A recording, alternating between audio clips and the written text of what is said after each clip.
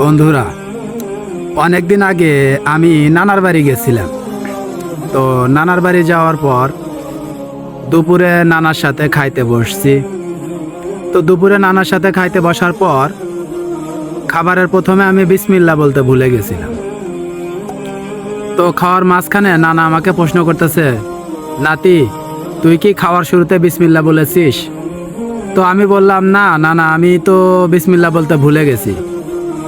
তখন আমার নানা বলতেছে, তুই কি জানিস না, যদি খাবার শুরুতে কেউ বিসমিল্লাহ বলতে ভুলে যায় তাহলে খাবারের মাঝখানে একটা দোয়া আছে যেটা আমাদের নবীজি বলতে বলেছেন।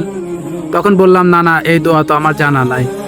তখন বলল, দোয়াটি হচ্ছে বিসমিল্লাহি আউয়ালাহু ওয়া আখিরাহু, আল্লাহর নামেই শুরু এবং আল্লাহর নামেই শেষ, এই দোয়া পড়তে হয়।